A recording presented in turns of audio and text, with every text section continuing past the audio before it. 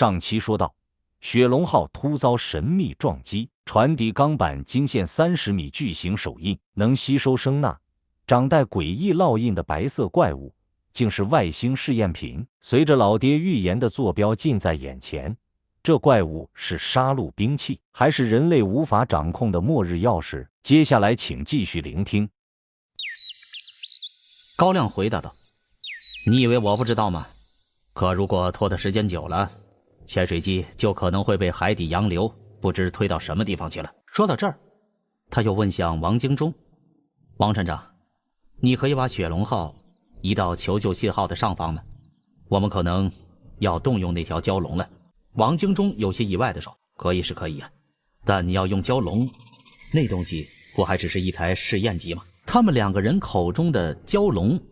就是这次749局为了调查白色怪物而让我们带来的2样宝贝中的第2件，中国第1台自行设计、自主集成研制的载人深海潜水器蛟龙号。说到这里，肯定也有些读者听说过它的名字了。不过和几年之后正式对外公开的蛟龙号不同，当时我们携带的蛟龙号还只是一台为了试验各种新技术而打造的样机，无论是在可靠性还是性能上，都和几年之后对外公开的蛟龙号相差甚远。因此王京忠对于高亮的提议的担心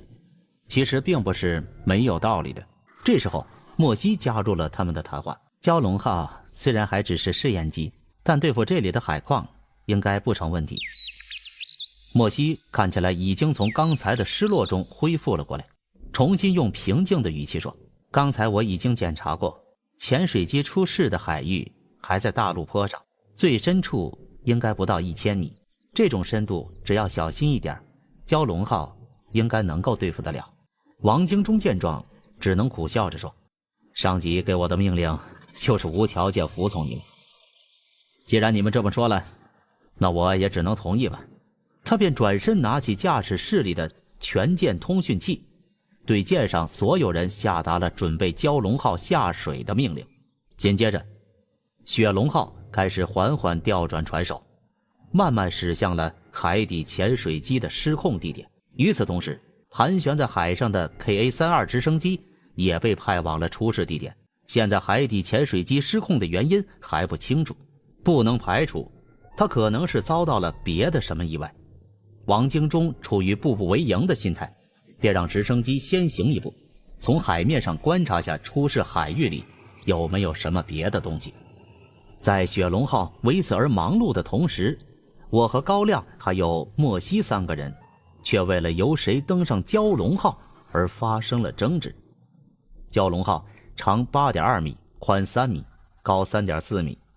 设计最大荷载是240公斤，但因为眼下他身上还安装着一些额外的测试设备，所以只能最大容纳2个人搭乘。莫西这边坚持上艇的人员之中必须包含他本人，但高亮却觉得以莫西研究员的身份实在是不适宜执行这样危险的水下任务，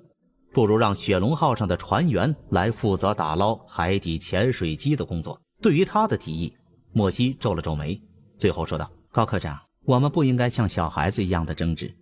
我本身也参与过蛟龙号的开发工作，对于如何操控蛟龙号了如指掌，而且对于海底潜水机，我也是这里最熟悉的一个人。如果换了旁人来负责打捞的话，我不能保证他们不会在打捞的时候无意中对海底潜水机造成更大的损伤。”莫西的话有理有据，高亮实在是找不到更好的理由来辩驳。不过最后他还是提出了一个条件，那就是下海的人不能光指莫西一个人，林49，也就是我也必须和他一块儿下去。这个要求莫西几乎都没怎么考虑就同意了。交涉完毕，莫西便开始忙着准备起蛟龙号的下水工作，而我则被高亮叫到了一旁。他嘱咐我说：“49万，海底潜水机虽然重要，但终究没有人命金贵啊！我担心莫西这家伙太过看重潜水机，到时候万一遇到危险，他容易头脑发热，不顾一切。到时候无论如何，你也得给我把他控制住了。潜水机可以不要，但你们2个人一定要平安回来。我点头答应。反正莫西脑袋虽然聪明，但终究不过是一个弱女子。若在海底真有什么不测发生，我一个大男人难道还治不住她吗？在这之后，高亮便塞给了我一本蛟龙号的操作手册，让我临时抱佛脚学习一下。差不多20分钟之后，雪龙号抵达了目的地。在这20分钟里，除了需要帮助我们准备蛟龙号的船员之外，甲板上的其他人几乎人手一个望远镜，一直在不停地替我们观察周围的情况。因为按照老爹的预言，还有几十分钟便到了怪物预定出现的时间了。因为时间紧迫，蛟龙号方一抵达求救信号上方的海域，我和莫西便匆匆钻进了准备好的蛟龙号里。作为一艘载人深海潜水器而言，这艘蛟龙号虽然还只是试验机，但上面配备的设备却真的可以说是应有尽有了。按照莫西的说法，这艘蛟龙号目前可以最多下潜至1000米的深度，船上的生命维持装置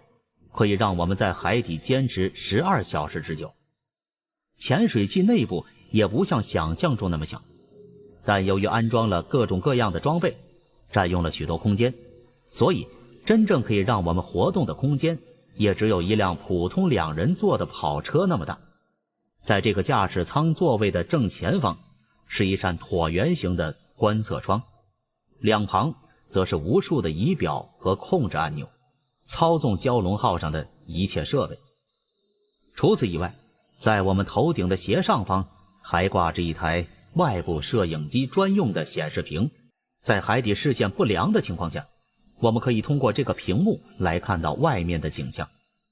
莫西在舰内做好准备后，便通过观测窗对甲板上的人们打了个手势。紧接着，蛟龙号便开始了下沉。在海面上我还不觉得怎么样，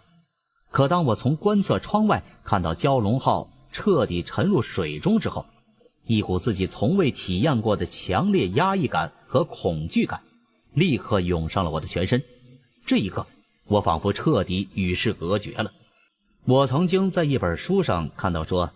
人在封闭的环境中特别容易产生恐惧，在密闭的电梯中会如此，在海底的潜水艇中也会如此。而眼下，我就真真切切明白了这句话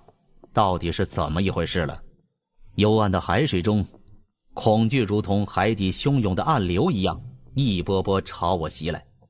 然而，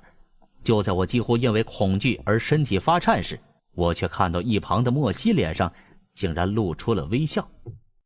当时蛟龙号的驾驶舱内并没有开启照明灯光，仪表盘上微弱偏红的光线打在他的脸上，让莫西的脸看起来说不出的诡异。看着莫西的脸，我之前在甲板上对高亮所说的豪言壮语早就不知道被扔到了哪里，战战兢兢地低声问道：莫博士，你在笑什么呀？莫西一边从观测窗里看向外面漆黑一片的海底，一边头也不回地对我说道：你不觉得这种环境很舒服吗？黑暗而又安静，让人觉得特别开心，特别有安全感。安心你妹呀！我忍不住在心里骂了一句。我记得高亮曾经和我说过，世上的天才其实都有些精神问题。现在看来，高亮之言诚不欺我呀。这个莫西虽然智商高的吓人，年纪轻轻的就是一个博士了，可他的精神状况却是问题严重。这个海底黑灯瞎火的，什么也看不见，什么也听不见，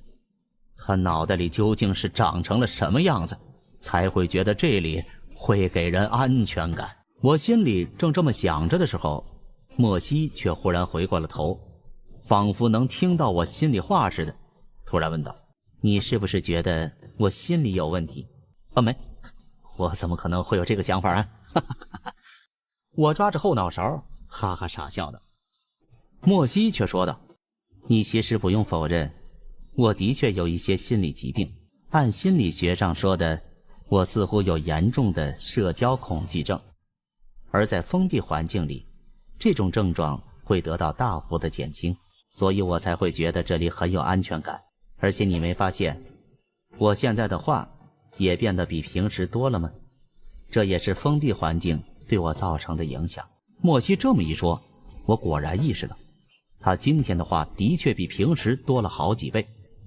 不过社交恐惧症，为什么像他这样的天才人物却会有这种心理问题呢？我把疑问说了出来，莫西听了之后却没有立刻回答我。就在我以为他不爱讲话的老毛病又要犯了的时候，只见莫西忽然说道：这其实和我曾经的遭遇有关。从小我的超常智力就被大人们发现，他们把我当成了天才，当成了超人，喜欢我、认识我、恭维我的人很多，却没有一个人真正的理解我，知道我想要什么。一直到后来，我认识一个人，只有那个人和别人不一样，会把我当成普通的女孩子，一个普通人来看待。原本我以为自己终于找到了一个合适的朋友，在未来说不定我们还会一起成长，一起生活。可谁知道，随着年岁的增长，那个人也开始变得和其他人一样，逐渐把我当成了天才，当成了和他完全不同世界的人物。他不再理解我，甚至反而因为我家里人对他的压力，转而开始嫉妒我。自从他之后，我就知道我在这个世界上是孤独的。再到后来，我的这种孤独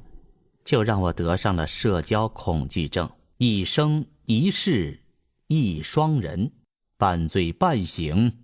半浮生。听完了莫西的话，我忽然想到了他挂在宿舍墙上的那首诗，便问道：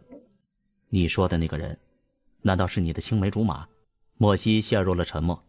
我却知道自己猜对了。从海面下潜到海底潜水机发出求救信号的位置，差不多需要漫长的20分钟。不过托刚才莫西画的符，这段时间对我来说一眨眼就过去了。当莫西重新归于沉默，从初入海底的兴奋中恢复了平日里的少言寡语的状态时，蛟龙号已经潜入到了指定的深度。我来到观测窗边，窗外是一片漆黑的海水，根本看不到任何东西。除此以外，外面也是一片死一样的安静，除了能听到蛟龙号排气阀中不断排出舱内的二氧化碳的声音之外，海水里就再也听不到别的动静了。感觉到刚才因为和莫西的交流而被赶走的恐惧感又有卷土重来之势。我连忙拍了拍莫西的肩膀，问他：莫博士，潜水机在哪里啊？外面这么黑，我们怎么找到它呀？莫西直接用行动回答了我。只见他在控制板上按下了几个按钮，观测窗的正前方立刻多出了几道亮眼的光柱。在这些光柱的照射下，周围的一切慢慢露出了真实的面目。蛟龙号周围数十米的地方是一片海底沙漠，举目望去，除了一片灰白色的沙子之外，什么也没有，既没有珊瑚森林，也没有海中鱼群。然而就在这片海底沙漠上，一个圆柱形的黑影正醒目地扎在了沙地上。我立刻指着那个黑影道：莫博士，那是不是潜水机啊？没错，就是它。莫西推动了面前的一个推杆，随即从周围传来了沉闷的马达声。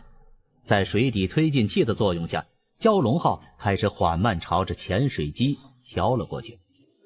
而与此同时，莫西也让我取下了驾驶舱里的一个对讲机。通过这玩意儿以及蛟龙号上的电缆，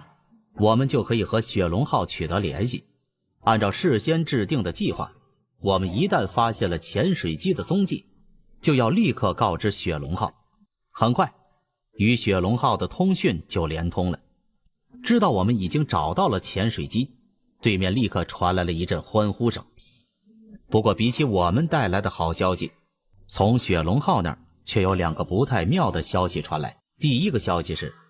直到目前为止，雪龙号上的船员以及 KA-32 直升机上的人们都还没有发现白色怪物的踪迹。虽然距离怪物预定的出现时间还有最后的10几分钟，可是那样巨大的怪物不可能是突然出现的，在此之前理应有一些踪迹可循。可遗憾的是，就算是类似的踪迹，雪龙号也一点也没有观测到。如果说怪物尚未出现只能算是一个不好不坏的消息的话，那接下来的恐怕是一个100%的坏消息了。几乎就在蛟龙号抵达海底的同时，雪龙号上忽然收到了一段来自周围其他舰艇的通讯请求，而接通通讯之后，王京中他们赫然发现，这段通讯竟然是来自一艘美国海军的驱逐舰的。在通讯中，对方在询问了雪龙号的身份之后，便要求雪龙号立刻离开这片海域，因为美国海军将在半个小时之后在这片海域进行实弹演习。到时候如果雪龙号没有离开的话，美国海军将不会保证雪龙号的安全。美国海军真是活见鬼了，我有些想不明白，我们的运气怎么会那么糟？北冰洋虽然并不大，可好歹也是一片汪洋大海呀，怎么会好巧不巧的就在这个时候遇上了美国海军？而且更加巧合的是，他们竟然要在这片怪物即将出现的海域里进行军事演习。这一切究竟只是单纯的偶然，还是另有玄机？我们这次的行动是极其机密的一项行动，表面上更是打着北极科考的名义，因此美国人的出现应该不可能是特意针对我们而来。可为什么他们好巧不巧选择的演习区域偏偏正好是白色怪物出没的区域呢？而且在时间上竟然也正好选择了老爹林爱国预言的白色怪物出现的日期。难道说除了我们之外，美国人也发现了那头怪物的踪迹？不，这不可能。要知道，我们如果不是因为老爹留下来的预言，根本就不可能知道在遥远的北冰洋上竟然出现了一个怪物。美国佬虽然在军事情报上的能力冠居全球不假，可却也没有强大到竟然连大海之中忽然出现了一个怪物这种事情也能洞悉的地步。要不然，如果他们的情报能力真的有那么大，那为啥911还会发生呢？想到这儿，我摇了摇头，把刚才那番不靠谱的猜测抛之脑后，随即通过对讲机询问雪龙号，希望他们能给出一些意见，告诉我们接下来究竟该怎么办。过了片刻，王京中的声音从对讲机里传了过来：林特外员，我们会尽量为你们争取时间，这里毕竟是北极公海，美国人无权要求我们离开。但 KA-32 直升机的驾驶员来电说，他们的机载雷达已经看到那艘美国军舰了，对方正在全速向我们这里驶来，估计用不了半个小时，他们就会进入这片海域。紧接着，高亮的声音也响了起来：四九，让莫博士动作快一些，怪物我们大可以放弃，但海底潜水机绝不能让美国人发现。我明白。放下对讲机，我转头看向莫西。莫博士，刚才他们说的你都听到了？莫西神情专注地看着头顶的摄像机屏幕说，半个小时足够了，再给我5分钟，我就可以把潜水机从沙子里弄出来。原来就在我刚才和雪龙号通讯的那会儿功夫，莫西已经控制着蛟龙号来到了潜水机的正上方。隔着观测窗，我可以清楚地看到一头扎在海底的潜水机露在沙子外面的尾部。与此同时，莫西打开了一个新的开关，伴随着一阵机械声，我看到有一对原本用来采集海底标本的机械臂从观测窗下伸了出来，朝着潜水机缓缓伸了过去。2条机械臂分别夹住了潜水机的2片尾翼，随后便向后一伸，一下子就把潜水机从海沙中拔了出来。然而当我们看清了潜水机此刻的模样时，我却知道这一次的打捞行动根本就是白费力气了。因为从外表上看，潜水机的损坏程度已经远超过我们的想象，简直可以说是已经成为了一堆废铁。它的外壳就好像是被一艘万吨轮撞击过一样，原本流线型的黑色外壳，此刻有大半都已经出现了破损，露出了里面本应该被严密保护的电路系统和各种电缆。那些电线飘荡在水里，就好像是一条死鱼的肠子一样。看到了这样的情景之后，我忍不住问莫西：莫博士，潜水机都已经这个样子了，我们还要把它带回去吗？莫西皱着眉头，有些不忍地看着自己心爱的潜水机凄惨的模样，随后说：就算变成一堆废铁，我也要把它带回去。我必须从潜水机的黑盒子里知道它到底是因为什么原因才出现故障的。一边如此说着，莫西已经抢过了我手里的对讲机。他先是通知海上的雪龙号打捞作业已经完成，蛟龙号即将开始上浮，随后便按下了控制面板上的一个按钮。在他按下按钮的同时，蛟龙号扔下了底部的压载铁，随即便开始朝着海面缓缓上升了起来。而那堆海底潜水机的残骸则被2只机械臂固定着，一起向海面升去。为了适应海底和水面的压力不同，加上海底潜水机带来的额外重量，蛟龙号的上浮速度并不快。我因为担心海面上的情况，在看到深度计那让人有些绝望的变化速度之后，心里不免有些急躁。就在这时候，我忽然听见莫西轻轻咦了一声。我问他怎么了，只见莫西指了指头顶上的摄影仪屏幕，屏幕上蛟龙号的外部摄像机正对准了挂在机械臂上的潜水机残骸。莫西指了指残骸上一个破损处说道：那个位置应该是潜水机上安装求救装置的位置，可从画面上看，那里应该已经损坏了。我微微一愣，有些不明白地说：莫博士，你这是什么意思啊？我们刚才不是很清楚地收到了潜水机的求救信号吗？莫西摇着头：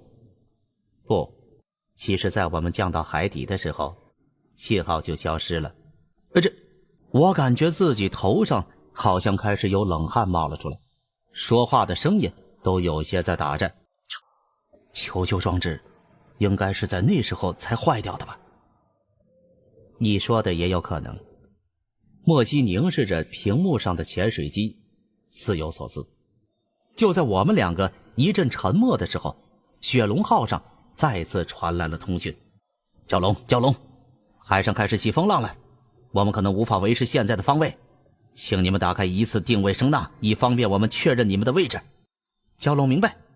虽然眼下打开定位声呐很可能会让那艘美国战舰注意到蛟龙号的存在，但莫西没有犹豫，立刻就按下了声呐开关。1秒钟之后又再度关上，因为这片海域的深度已经超过了雪龙号上配备的船锚长度。雪龙号想要维持原本的位置不变，就必须一直使用螺旋桨进行微调，而这种微调在海面上气候恶劣的情况下是很难做到的。在这种情况下，如果我们不打开定位声呐，告诉雪龙号我们的位置，那么等我们浮上海面时，就很可能会出现蛟龙号与雪龙号之间相差了好几公里的情况出现。在莫西按下声呐开关后没多久，雪龙号就传来了消息。就在刚才那么一小会儿的时间里，蛟龙号与雪龙号之间的平行距离果然已经出现了1公里以上的偏差。好在这个情况发现的及时，他们已经开始调节自己的方位了，所以应该不会影响到后续的回收工作。听到这个消息，我忍不住喘了一口气。虽然在海底待的时间并不长，可我觉得自己的忍耐力已经快要到了极限。这个阴森幽暗的海底，我已经是一刻也不想待下去了。因此我绝对不愿意看到这最后一段上浮之路上又出现什么意外。因为想要分散一下我自己紧张的情绪，我便转头看向莫西，想要和他说会儿话。但我看到莫西此刻的注意力却完全集中在摄影机的屏幕上，集中在那台挂在机械臂的海底潜水机的残骸上，嘴里还不停低声念叨着真奇怪之类的话。见状，我刚刚准备说出口的话语又给我咽了回去。无事可做的我只能将视线转向了观测窗，想要打发下时间。因为蛟龙号的上浮，外面的海水已经开始从原本的漆黑一片缓慢向深蓝色开始过渡，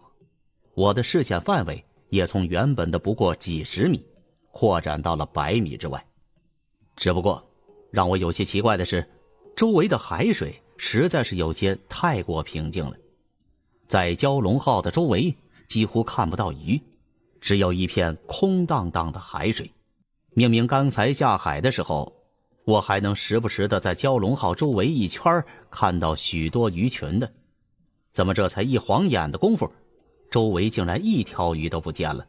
我心中有些疑惑，把脸贴在了观测窗上，瞪大着眼睛寻找着海鱼的踪迹。就在这时候，我看到远处有一个模模糊糊的影子。那是什么？那个影子好像很大的样子，不过因为海水中央视线不佳，而莫西又把外面的光线都集中在了潜水机上的缘故，我只能模模糊糊的看到个大概，有点像是鲸鱼的样子。等等，我眯起了眼睛，心里总觉得那个影子竟然好像在向我们靠近。于是我拍了拍莫西的肩膀说：莫博士，窗外好像有什么东西。莫西对我打扰的显得有些很不耐烦。是鱼吗？好像是鲸鱼。北冰洋看到鲸鱼很正常，可是那鲸鱼在靠近我们呢。直到这时候，莫西才转过头来说：靠近我们？它在哪里？我指着窗外那个已经越来越大的影子说：你看，就是那个。莫西推了下眼镜，也和我一样有些看不清那到底是什么东西。于是他轻轻推了下控制面板上的拉杆。等一下，我用摄影机看一下那是什么。伴随着莫西的动作，蛟龙号外部的灯光也一块开始了转动。我们两个人同时把头抬起，望向摄影机屏幕。然后我忽然看到屏幕上出现了一抹明亮的红色。这是什么东西？莫西奇怪地说。我也奇怪地说：莫博士，摄影机坏了吗？怎么全是红色的画面呢？没有啊，你等等，我调节一下镜头。莫西低下头，重新推动了几下摄影机的操纵杆，伴随着他的动作，镜头上的画面也在不断的缩小，似乎是莫西缩小了摄像机的镜头倍率。而这一次，我们终于看清楚了，原来刚才那一片红色的画面，其实竟然是从一个圆球里发出来的。等等，镜头上的画面还在不断缩小。我赫然发现，原来那根本不是什么圆球，而是一对巨大的直径足足有3米左右的闪烁着红色光芒的眼睛。啊！我无法控制地发出了惊叫，只感到浑身一阵发麻。天哪！出现在我们面前的这对红色的圆球，竟然是一个硕大无比的怪物的眼珠子。那是什么东西啊？我傻了眼地问着。这就是我们在找的那个怪物吗？他怎么会是这个模样？莫西的声音也有些发颤。当莫西将摄像机的镜头倍率缩小到了最小之后，我们总算看清楚了，出现在我们面前的究竟是什么东西。那是一个体长在30米以上、巨大的白色人形怪物。它有一对巨大的前肢，有手指，有头，有近似于人类的模糊五官和一对鲜红色的巨大眼珠。体型除了后半身的鳍以外，剩下的和人类一模一样，只不过比人类大出了10倍。我们在看到它全貌的第一眼后，立刻就可以肯定，眼前的这个怪物就是我们一直在寻找的老爹所预言的那个出现在北冰洋上的怪物。而在看到它之后，我刚才的一系列疑惑也总算揭开了。首先是蛟龙号周围的鱼类为什么特别稀少的原因，显而易见，肯定是因为眼前这个怪物出现了的缘故。其次则是海底潜水机的失控也一定与眼前这个家伙脱不开关系。这里毕竟是海中，海底也是柔软的沙子，仅仅是失控的话，潜水机的外壳不可能会出现那样严重的损伤。只不过如果时光可以倒流，我希望自己的这些疑惑永远也不要解开。比起就这样近乎零距离的直面眼前的怪物，我更希望能够和雪龙号上的高亮调一个位置，呆呆地望着眼前距离我们恐怕只剩下不到50米的那个怪物。我一步步地向后退去，一直撞到了蛟龙号的墙壁上的时候，我才意识到自己竟然已经无法与它拉开距离。虽然我现在和这个怪物之间还间隔着蛟龙号的钛合金外壳，可是在这样巨大的怪物面前，蛟龙号呢能够承受数千米水深压力的超硬度外壳，却无法带给我一点安全感。就在我惊慌失措的同时，莫西却还维持着基本的镇定。不过此刻他的额头上也满是冷汗。他拿过我扔在地上的对讲机，将我们目前的处境告诉了雪龙号，同时还把摄像头拍摄到的视频也通过电缆传了上去。没过多久，从蛟龙号的扩音器里便传来了一片抽泣声，紧接着我听到了高亮的声音：莫博士，49，冷静一点，不要轻举妄动，这家伙可能只是路过而已，应该不会对你们出手，应该。本来我也在极度的慌张之中，可是在听到了高亮的话之后，我反而镇定了下来，拿过对讲机就吼道：高科长，现在在水里的是我们，你能不能给我们一个肯定的建议啊？别忘了海底潜水机也可能是这家伙破坏的。那你们不要乱动。莫博士，我听说有些动物会把移动的物体当作敌人，你这边打开蛟龙号的推进器，用最低速度慢慢和那怪物拉开距离，这能行吗？对于高亮的话，我实在是没有话可说呀。拜托，你说的那种动物应该叫做青蛙吧？可我们面前的这个东西分明就是个怪物啊！你看看他的眼睛，那家伙很明显现在已经盯上了我们，好不好？我虽然很想在对讲机里这么对高亮骂道，可老实说，眼下我们除了他的建议之外，似乎就真的一点办法也没有了。无奈之下，我紧握着拳头对莫西说道：那就试一下吧。莫西点点头，轻轻按下了一个按钮，随即我们便感到蛟龙号轻微顿了一下，便停止了上浮。紧接着莫西轻轻拉动了蛟龙号的操纵杆，用近乎微不可察的幅度缓缓向自己这边拉了过来。在他拉动操纵杆的同时，我的视线紧紧锁定在了他的手上，同时还生怕他一时用力过猛，在一旁小声提醒他：慢点，慢点，再慢点。短暂而又漫长的10几秒过后，我从观测窗里看到蛟龙号已经开始与那只怪物慢慢远离，而那只怪物似乎也对我们的后退并没有什么反应。然而正当我想松一口气儿的时候，我的视线忽然注意到观测窗外那原本已经离我们越来越远的怪物，突如其来的朝着我们伸出了一只手臂，随后便是一阵天翻地覆一般的剧烈晃动。这变故实在是来得太突然了，我和莫西两人根本来不及做任何准备。莫西从座位上被甩了出去，而站在他身边的我更是翻倒在了驾驶舱内。我的头重重地撞在了蛟龙号的顶上，而我的背部则撞到了不知什么硬物，一下子剧痛无比。接下来的一切就好像是世界末日一样，我和莫西两人在驾驶舱里被抛上抛下，观测窗外的海水也是一片浑浊，无数气泡向上升了起来。等到我们回过神来，驾驶舱里的红色警报灯已经响了起来，刺耳的警报声如同催命的音符，将我们从震惊中惊醒。啪啪啪啪，类似金属被压迫的声音不断从周围响起。莫西，你没事吧？我紧紧抓住了驾驶舱里的一个扶手，用力从地上爬了起来。莫西铁青着脸从地上爬起，问我：“刚才这是怎么了？”我往窗外一看，立刻发出了像是被判了死刑一样的惨叫：“我们完了！”观测窗外，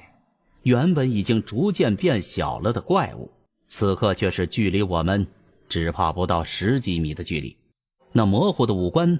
此刻近在咫尺，巨大的脸庞就那样透过观测窗凝视着我们。从蛟龙号的摄影机屏幕上，我们更是看到，原来那只怪物已经把蛟龙号紧紧抓在了他的手中，而我们头顶上那呜呜作响的金属声，正是蛟龙号的钛合金外壳已经快要支撑不住的声响。看到这一幕，莫西也慌了，他先是关上了警报，随后就立刻闭上了嘴，不敢再发出声音，生怕一个不小心就会引起那怪物下一步的动作。这只怪物的力量，从雪龙号船底钢板上的手印就可见一斑。虽然蛟龙号的钛合金外壳可以抵御几千米以下的海底压力，但恐怕也没办法在这个怪物手上撑上太久。然而，就在我们尽量小心地维持驾驶舱里的安静时，高亮的声音却又不合时宜地响了起来：“四九，底下是怎么了？那个怪物把你们怎么了？快回话呀！”如果有人现在问我，你知道什么是猪队友吗？我一定会指着头顶上的高亮告诉他：“你看，这就是猪队友。”因为就在我们此刻机器需要安静的时候，他明明已经从摄像机上看到了我们的处境，却竟然还要多此一举地通过对讲机来询问我们，就仿佛是觉得我们的处境还不够危险似的，拼命在背后把我们朝着绝境又推了一把。因此，在听到对讲机里的声音之后，我出奇的愤怒了，拿起对讲机就大骂他：“高胖子，你眼瞎了吗？没看到我们现在的处境吗？”我的话音刚落下，还没听到对讲机里高亮的反应，耳边便传来莫西的尖叫声：“李四九！”伴随着莫西的尖叫声出现的是重新响起的警报声，以及一阵剧烈的倾斜感。这一切原来是因为那个怪物开始把蛟龙号拉向了他的脑袋，而与此同时，他还缓缓张开了自己那如同黑洞一样的大口，竟然是想要把我们连同蛟龙号一块吞下腹中。在那一刹那间，我实在不知道该怎么做才是。蛟龙号被怪物抓住，根本动弹不得，而外面又是至少100米深的海水，那强大的水压可以轻易地把我们压成馅饼，我们连放弃蛟龙号入水逃生的机会都没有。既然如此，那我们还有什么活路可以选择呢？当我正在考虑的时候，怪物的大嘴已经到了我们面前，他那双猩红的眼睛也在逼视着我们，着实令人胆寒。眼看着那白色怪物即将把我们吞噬，我实在是无法可想，眼睛却无意中瞟到了窗外那几道为了给摄像机提供光线而点亮的探照灯上。据说深海动物为了在海洋里看清东西，眼睛都远比陆地动物要敏锐许多，即使是萤火虫那样程度的微小光线，在他们的眼中也好像一座灯塔所散发出的光芒一样。这个白色怪物同样也是海洋中的生物，既然如此，那它的视力是否也会和那些深海动物一样敏感？抱着最后赌上一把的念头，我抓住探照灯的控制柜，猛地就将所有灯光全部对准了那只怪物的眼睛。在不过是1%秒的时间过后，我顿时便感觉到蛟龙号外面传来的压迫声一下子小了许多。再往外看去，才发现原来是那怪物松开了手。我那看起来完全是乱来的举动，竟然真的起作用了。莫西博士，你看，我让那怪物松手了。我顿时兴奋地大叫起来，却忘了眼下最应该做的事情。幸好莫西及时提醒了我，趁现在赶快让蛟龙号上浮。当下我来不及细想，立刻便将蛟龙号推进器的控制杆一推到底。蛟龙号的推进器立刻开始呜呜作响，随即便推动着我们开始往海面上快速上升了起来。而几乎就在蛟龙号刚刚上浮的同时，那个怪物也已经从刺眼的灯光中恢复了过来。他一巴掌就朝着蛟龙号拍了过来，却被快速上浮的蛟龙号幸运躲开。不过尽管如此，那怪物似乎并没有就此放过我们的打算，反而也开始了上浮，就在我们底下紧追不舍。从摄像机里，莫西清楚地看到了这一幕，立刻便对我大声提醒道：“49，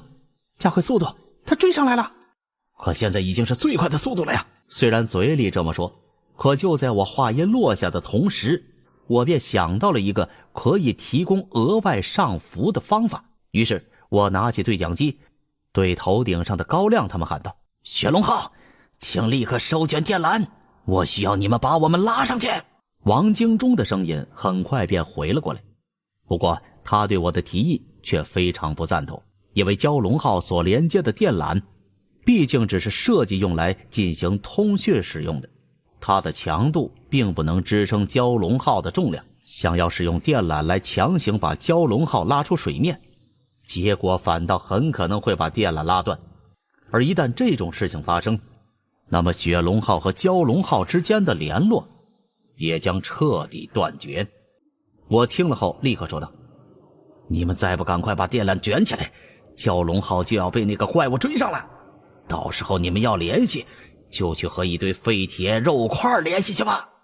我这番话说出之后，回应我的就是一阵剧烈的晃动。紧接着莫西便惊喜地告诉我，我们上浮的速度正在加快。很显然，雪龙号已经开始收起连接着蛟龙号的通讯电缆，试图把我们拉出水面。有了雪龙号的帮助，我们与那怪物之间的距离也越来越远。那曾经几乎占据了整块屏幕的怪物，现在从屏幕上看去，已经只剩下了原来一半的大小。然而就在这时候，我们忽然从摄像机上看到，从那怪物的头部突然有2道红光一闪，紧接着海水竟然好像沸腾了起来似的，有一大片波纹自怪物之处朝着我们这边不断扩散开来。一切只不过是2秒钟的时间，接着如同世界末日一样的巨响便在蛟龙号响了起来，再接着便又是什么都听不到了。我和莫西的耳膜竟然在那突如其来的巨响震荡中变得暂时失聪了。不但如此，在这阵声波的撞击下，我们的身子也几乎是在驾驶舱里上蹿下跳，滚来滚去。这些情况只持续了很短的时间，在我和莫西2人听力恢复的同时，震动也停止了。但让我们惊骇的是，蛟龙号上浮的速度也随着停止的震动而骤然减慢了下来。我连对莫西大声问道：“莫西，我们怎么慢下来了？”莫西检查了下系统设备后叫道：“是通讯电缆，电缆在刚才的震动下断掉了。”闻言，我连忙拿起了对讲机，试图和雪龙号进行联系。然而这一次，从里面传来的果然只有滋滋的电流声，连接蛟龙号和雪龙号的通讯电缆竟然真的断开了。不过此时此刻，对于我们来说，失去了电缆的意义远不止无法和雪龙号建立联系那么简单。最为关键的是，我们此刻上浮的速度因为失去了雪龙号的助力而一下子减慢了许多。眼看着屏幕中那原本已经缩小了许多的怪物身影再度变大，我拼命将已经推到了最大速度的操纵杆又用力推了几下，希望能让蛟龙号再快一点点。然而我的努力根本一点作用都没有起，反倒是那怪物在屏幕上的大小又增大了几分，就好像它上浮的速度正在加快一样。这是怎么回事啊？我回头问了一下莫西，结果却从他那儿得到了新的噩耗。原来并不是怪物的速度在加快，而是我们的速度在减慢。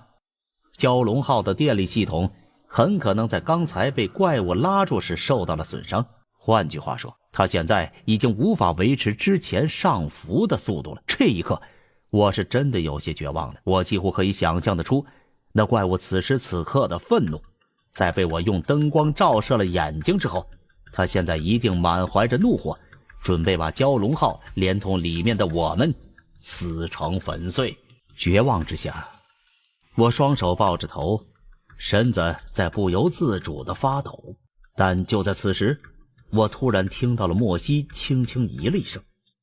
我缓缓地转着头，看到了在我身旁的控制台上，莫西正在检查着某个指示器上的读数，仿佛是在给我进行说明，又好像只是普通的自言自语。我听他说道：刚才信号接收器收到了一个很巨大的声呐信号，那信号的频率和海底潜水机的求救信号好像。声呐信号，求救信号，那又怎么样？我抱着头，有些绝望地想着，就算现在附近有什么东西发出了求救信号，我们也是爱莫能助，因为我们目前的状况可是比任何人都还需要求救啊。但就在我对莫西的话无动于衷的时候，他却反而推了我一下。我松开手，抬起头，只见莫西一脸神色激动地对我说道：四九，你肚子附近有一个红色的按钮，那是蛟龙号的定位声呐按钮，赶快按下它。我像是望着一个白痴一样的望着他，大叫道：声呐！莫西，你知不知道我们现在是什么处境啊？蛟龙号的电力已经不够了，再启动声呐的话，我们立刻就会被那怪物追上的。莫西却对我说道：相信我，没有时间给你解释了，赶快按下去。见到莫西信誓旦旦的样子，我明白这里面一定有什么我不知道的秘密，就先忍住了疑惑。反正就算我不按下声呐按钮，现在的情况下，蛟龙号也一定会被追上，索性就相信莫西一次吧。下一刻，我抬起手，重重地朝着声呐按钮上压了下去。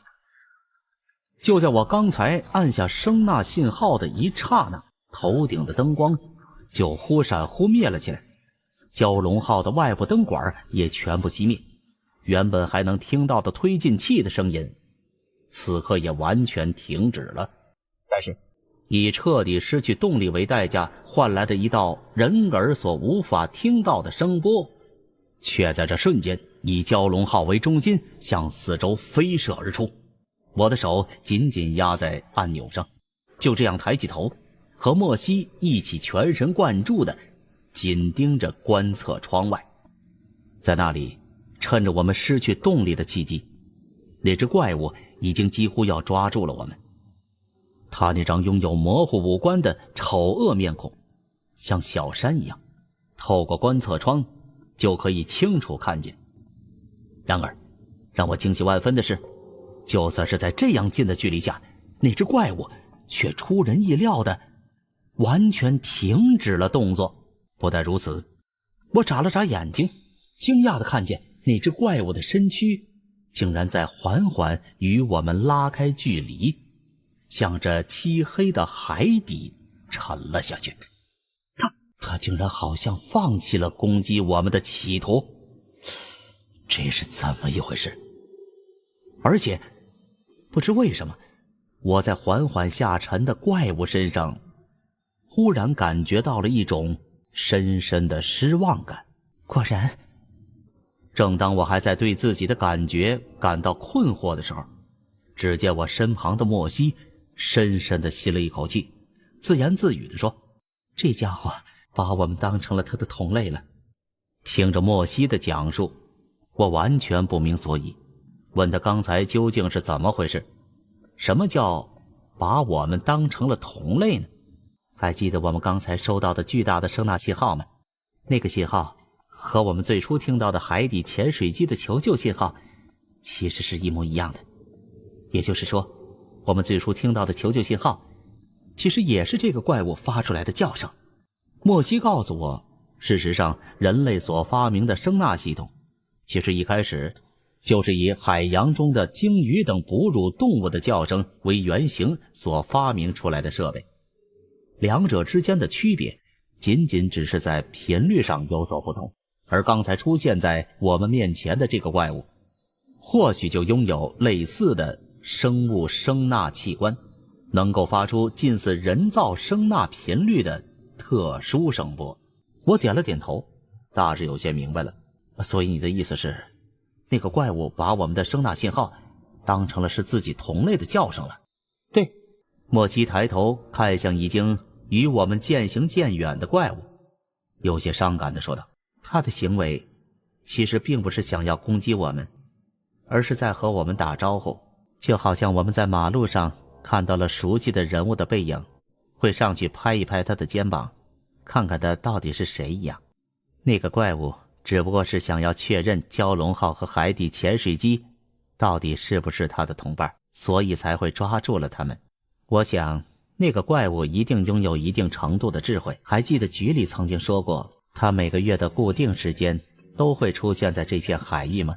我搜索过资料，发现这片海域其实一直是附近的鲸群从北冰洋进出太平洋的必经之路，而那个怪物会在固定时间出现在这里，或许就是为了从那些鲸群中寻找自己的同类。或许在那个怪物看来，能够发出类似声纳叫声的鲸鱼应该是一种类似于自己的生物。虽然那些鲸鱼的叫声和它不一样，但他却认为在那些经过此地的鲸鱼群中应该能找到某些类似它叫声的同伴。而这一次，当这只怪物听到了海底潜水机和蛟龙号的声纳信号时，他或许就以为自己找到了自己的同伴，随后便上来与我们打了一声招呼。当然他并没有意识到，他的力量远远不是蛟龙号和海底潜水机所能承受的。在他的动作之下，潜水机直接被摧毁，而我们的蛟龙号也差一点被他捏扁。在海底潜水机被摧毁后，那个怪物发出了一次被我们误以为是求救信号的叫声。我想这个叫声的含义其实应该是在询问海底潜水机的状况。他应该无法理解为什么潜水机在被他碰了一下之后就沉入了海底不再动弹，而他发出的第二次叫声则应该是对蛟龙号发出的询问。我想他的意思应该是想要问我们为什么要远离他。莫西的话，或者应该说是推测，当真是匪夷所思之至，但却又合情合理，因为他的说法完全能解释得通我们所遭遇到的一切谜题，除了最后一个疑问。那你刚才为什么要让我再次打开声纳信号呢？那个怪物既然把我们当成了他的同伴，那为什么又会在听到第二次信号的时候离开了我们？因为我们第二次发出的声纳信号让他明白了自己其实是弄错了。弄错？我有些傻眼地说。莫西点头道，对，还记得那个怪物在抓住我们之后起初并没有立刻攻击我们吗？那其实是因为他感到了困惑。他当时一定在想，为什么蛟龙号看起来和他完全不同？他在怀疑自己听到的叫声究竟是不是蛟龙号所发出的。而在这之后，我们逃跑时那个怪物紧追不舍，也是出于他还没有将事情弄明白，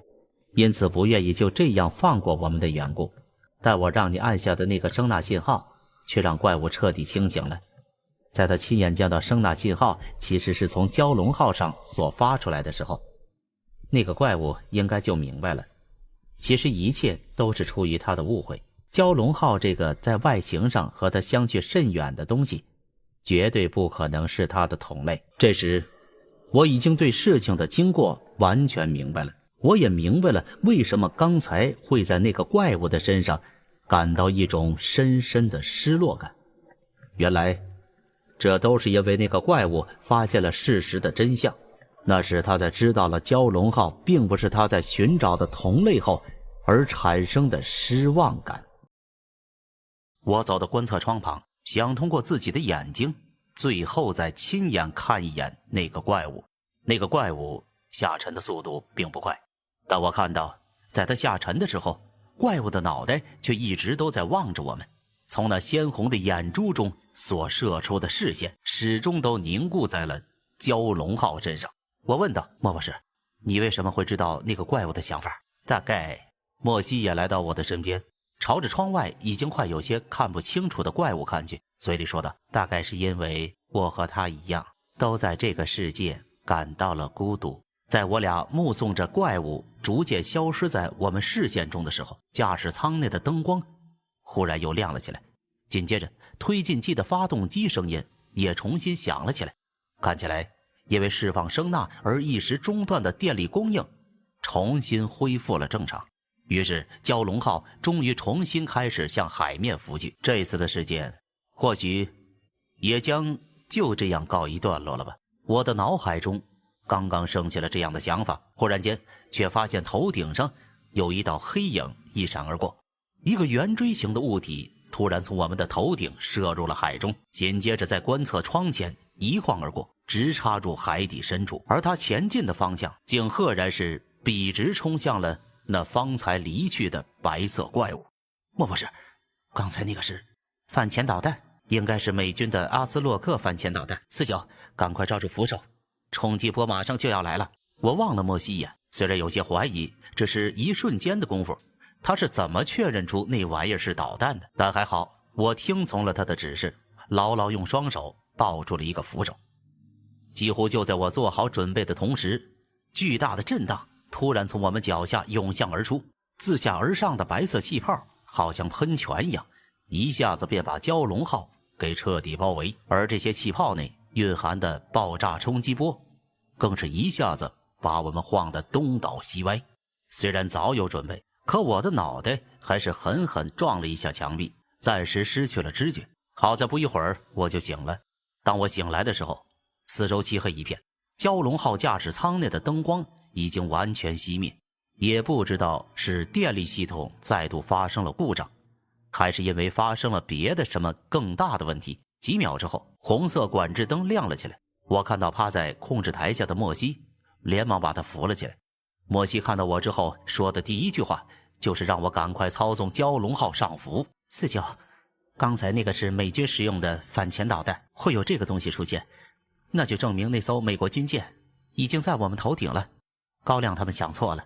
那艘军舰不是碰巧要在这里进行军演，他们分明就是冲着那个怪物来的。他解释道，刚才那一发导弹应该还杀不死那个怪物，所以他们接下来还会发射更多的导弹。以蛟龙号现在的状况，光是那些导弹爆炸的冲击波就已经无法承受了。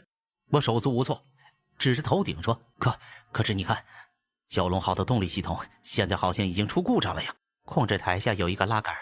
拉下它可以把舱底的所有载重物全部扔掉，没有那些载重物的重量，蛟龙号自己也可以浮出水面。我立刻把手摸向控制台的底部，因为头顶只有红色管制灯那微弱的光线，我不得不只能依靠触觉来判断那个拉杆的位置。不过好在那拉杆的位置并不隐蔽，我很快便发现了它，没有一丝犹豫。我用力将拉杆向下一拉，紧接着我便感到蛟龙号好像突然跳了一下似的，便开始向上加速浮了起来。但几乎就在蛟龙号加速上浮的同时，莫西所预言的第二、第三波攻击也到来了。足足6发反潜鱼雷分成了2个波次，先后钻入水下，就在我们面前擦肩而过。其中一发反潜鱼雷甚至与我们只相隔了几十米的距离，从观测窗上都可以清楚看到他们的身影。10几秒后，黑暗的海底深处仿佛一下多了好几个小太阳，海水好像是沸腾了一样在翻动着。在狂暴的海水施加的压力面前，蛟龙号的钛合金船壳似乎彻底屈服了，勉强收缩着的船壳扭曲着内部的所有构造设施。就在我们的驾驶舱周围，都不断有水蒸气和高压空气从折断的管道里喷了出来。除此以外，还可以看到被扯断的电线蹦出的火花。在可怕的噪音、吱吱作响的船体声包围之下，我对莫西大叫道，莫博士，上浮的速度就不能再快一点吗？要是那些美国佬再来一次攻击，我们就真的撑不住了。没有了，我们刚才就已经把所有载重物都扔了。除非动力系统恢复正常，蛟龙号已经没有办法加快上浮速度了。莫西的回答让我不禁感到有些绝望，然而绝望之中，我却注意到了他刚才话里的一个毛病：已经扔了所有的载重物。不，在蛟龙号上，应该还有一个载重物没有扔掉。我把视线转向了观测窗，虽然刚才先后遭到了怪物的攻击、反潜导弹的冲击波，可是蛟龙号的2只机械臂此刻还牢牢地抓着海底潜水机的残骸。海底潜水机虽然只有几米长，可是那一坨东西的分量绝对不会比我们扔下的那些载重铁板轻。只要把它扔掉，蛟龙号的上浮速度应该就可以再快上几分。不过我还没来得及做出什么实质性的动作，莫西就已经发现了我的企图。他几乎是有些疯狂地抓住了我的双手，一边拼命摇着头，一边对我喊道：不行，不能扔下它，那可是世界上唯一的一台海底潜水机啊！莫西的话反而让我冷静了下来。我对他说：莫博士，潜水机还可以再造，可是我们2个的性命就只有这么一条。莫西仍然厉声道：不行，制造潜水机需要的一些材料是从局里的收容物里提取出来的，你根本不知道那些材料有多难提取。现在扔了它，我们至少10年之内都很难开发出第2台潜水机了。那也比让你我丢了性命好啊！我冷冷地回答。莫西的脸色很苍白，他见我这样决绝，立时甩开我的手，便想扑在控制台上，不让我接触到机械臂的操纵杆。见状，我正准备有所动作，眼前忽然又瞥到从我们的头顶海面上竟然又有一波新的反潜导弹钻入了海中。该死的！我忍不住骂了一句，有些不明白那些该死的美国佬究竟是发了什么疯，竟然要这样不惜一切代价的去攻击那个怪物。眼看着3发反潜导弹已经从蛟龙号身旁钻了下去，我知道留给我们的时间已经不多了。当下我也顾及不上是否会伤到莫西，便用膝盖在他的后腰上一顶，随后便用右手在他的后脑上用力一敲。1分动作之后，莫西瞬间便软了下来。我把莫西从控制台上朝地上一推，便抢过了操纵杆，将海底潜水机从机械臂上扔了下去。瞬时间，蛟龙号便获得了新的浮力，伴随着周围无数的气泡，它急速开始了加快上浮。而几乎就在潜水机被扔下蛟龙号的同时，我们的脚下再度传来了剧烈的爆炸光亮。那是刚才那3发反潜导弹在海底爆炸了，轰鸣和冲击波打在蛟龙号的下部，把它那瘦小的身躯向上猛地一弹，吱吱作响的船体发出的巨大宛如野兽咆哮的声音。我立刻一个扑倒，左手压着已经昏迷的莫西不让他乱滚，右手同时握紧了固定在舱里的座椅上，试图让我们2个不在驾驶舱里胡乱滚动。也不知过了多久，驾驶舱里的光线忽然亮了起来，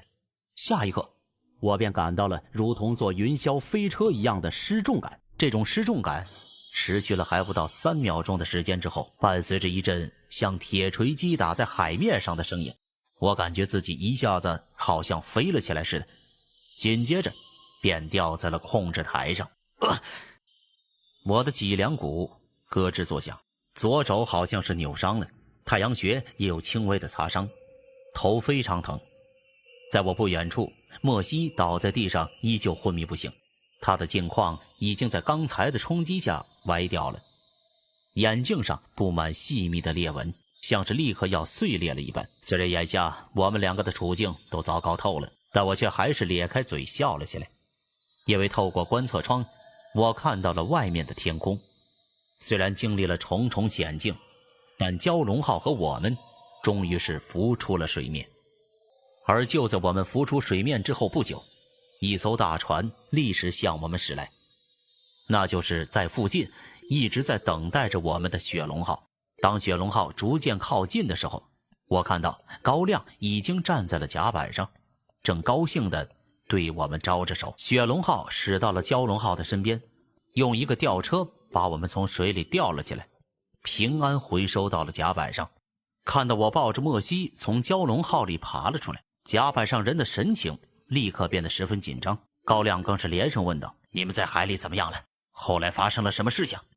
我先是把莫西交给了凑上来的医护人员，随后又喘了好一会儿气，才道：高科长，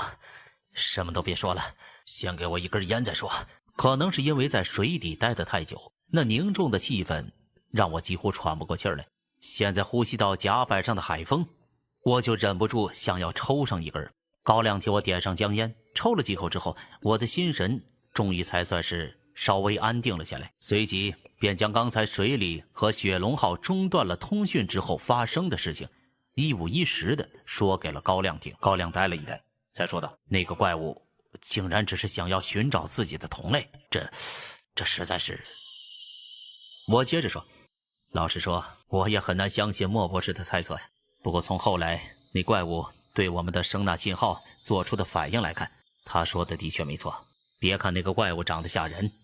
他其实也只是一个孤独的可怜虫罢了。提到了那个怪物，我便想到了之后遭到的反潜导弹的攻击，便问高亮海面上到底是怎么回事。那艘美国军舰不是给了我们半个小时撤离吗？高亮摇摇头，说他也不知道。不过他随后便把我带到了雪龙号的另一侧甲板上，随后指着远处的一个黑影说：看，那艘美国佬的驱逐舰就在那里。不用高亮给我指明，我已经看到了那艘停泊在海面上与我们大约有10几公里远的驱逐舰。因为在高亮和我说话的空当，从那艘驱逐舰上正不时的有导弹喷吐着浓烟窜入天空。那些导弹在升上天空之后，立刻变更了方向，与海面平行，在贴近到靠近雪龙号的海域之后，才又再度钻入水里。高亮告诉我，那艘船是美国的阿利伯克级驱逐舰，刚才就是这艘船上的人自称要在这片海域进行实弹演习。那些家伙原本说是要给我们30分钟的撤离时间，但奇怪的是，在我们刚才发现海底出现了强烈的声呐信号，也就是你所说的那一次怪物的吼叫之后，那艘驱逐舰便直接违背了约定，开始发射反潜导弹了。当时的情景一定让雪龙号上的人们惊慌不已，因为在高亮提起这件事的时候，脸上都带着一副咬牙切齿的表情。看到那些家伙发射导弹的时候，我差点吓懵了，还以为那些美国佬是在对我们发动攻击。可是后来王京忠却告诉我，他们发射的是反潜导弹，当时我们都不知道这些美国佬是想干嘛。现在看来，大概是他们也接收到了那个怪物发出的声呐信号，所以才发动了攻击。我不解地说，莫西说这些美国人应该是冲着怪物来的，但我不明白他们为什么要攻击那个怪物呢？高亮说，我倒是有个怀疑，还记得你曾经遇到的基金会吗？听说他们除了有类似我们调查处的特工之外，手上还有3艘从美国海军手里搞到的驱逐舰，专门负责执行特别的打击行动。我听了不禁吸了一口气，高科长，我没听错吧？你的意思是那艘驱逐舰上其实是基金会的人？我只是怀疑，不过从那艘驱逐舰奇怪的举动来看，我的怀疑很有可能就是事实。毕竟真正的美国海军可不会那么有空，没事会对着海底一次发射那么多反潜导弹。我反问他，可基金会的目的不是和我们一样对神秘物体进行收容吗？那怪物明显不是这个世界上自然进化出来的生物，为什么他们不去收容它，反而却好像恨不得把它碎尸万段一样？高亮对我耸了耸肩，这恐怕只有那些家伙们自己知道了。在我们说话的这空档里，我看到那艘驱逐舰又再度发射了大约12枚反潜导弹，这些导弹不断在海里激起了好几米高的水柱，把好好的海水弄得好像是沸腾了一样在翻动着。这期间中，我甚至看到了一些鲸鱼的尸体翻出海面。这艘驱逐舰的攻击无疑已经在海底造成了巨大的灾难，但尽管如此，那些美国佬依旧好像还没有停止攻击的打算，因为就在几乎打空了所有的反潜导弹之后，我们又看到有2架直升机从驱逐舰那儿飞了出来。这些直升机逐渐靠近了我们，随后就在距离我们不远的位置开始朝着海底掷下炸弹。这个时候，回收完蛟龙号的雪龙号已经发动了引擎，王京忠指挥着自己的船员，立刻全速离开了这片危险的海域。而就在我们离开之后没多久，背后忽然传来了一阵远比之前还要震耳欲聋的巨响。甲板上的人纷纷跑到船舷上，往声音传来的方向看去。只见海面上已经有一个20多米高的水柱升了起来。也不知刚才美国人的反潜直升机到底扔下了什么，竟然会产生如此巨大的水柱。在那水柱升起之后没多久，高亮就告诉我，刚才那一下一定已经炸中了那个怪物了。我问他怎么知道，高亮把手里的望远镜递给了我，让我自己看。我用望远镜朝刚才发生爆炸的海面看去，只见海面上几乎全是深红色的液体，一大片海水仿佛变成了血池一般，而时不时的还有白色的肉块自海底浮了出来。我放下了望远镜，随后便听到站在我身后的高亮低声说了一句：“都结束了。”是啊，都结束了。我们远渡重洋，踏过千山万水，才来到这片海域，又深入1000米深的冰冷深海之中，只为了调查出怪物的真相。这其中我们挨过了多少险难，连一台仅有的海底潜水机都丢失在了这片海水之中。然而最后得到的却就是这样一个结果。今天的节目就到这里，感谢您的收听，点击订阅频道并打开小铃铛，第一时间获取更新。明天我们不见不散。